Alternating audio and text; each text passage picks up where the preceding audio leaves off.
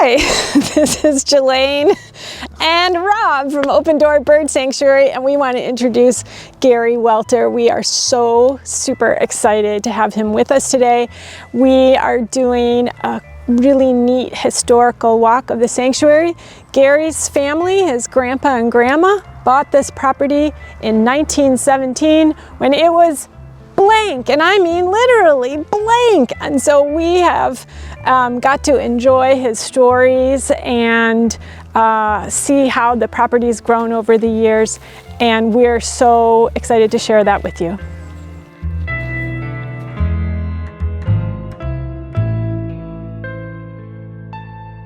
Did you have any apple trees at all when you were here? I'll show you on the picture where Clint is.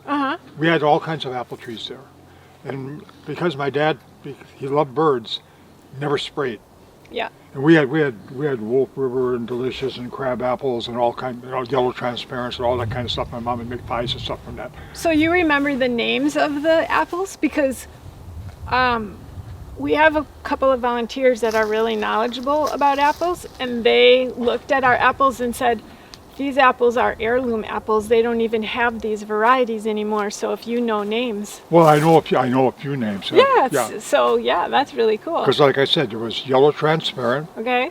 There was, even now today, I say that we had Wolf Rivers and a couple different kinds of crab apples. Okay. There were Cortlands.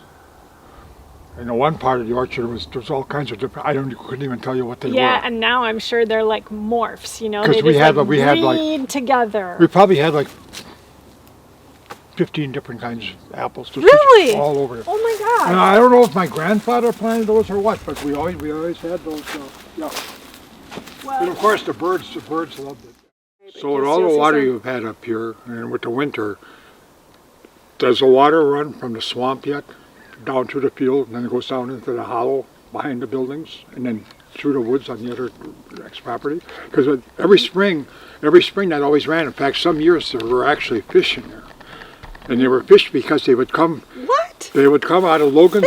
They would come out of Logan's Creek.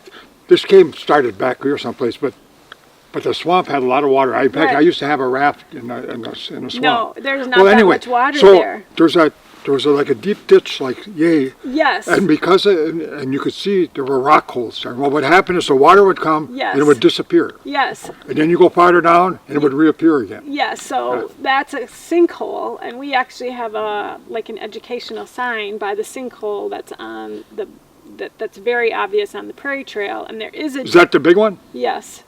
Was that one we were told as kids? We used to go down there from school and there was water and you could skate around there, but always stay away from that big thing. So there hasn't been that much water where you could do that, but there has been rainy years but not very many, you can see sort of like a little ditch kind of going across, not this way, not north-south, but more east-west. Yeah. Yeah, and the water can run across there. It comes from there going that way. Yes. Yeah. Yeah, but not from the swamp pond up on the next property. That's where, it started on that property. I don't know if it went like in a sinkhole and down and then came back up, and that's probably what it did. Yeah.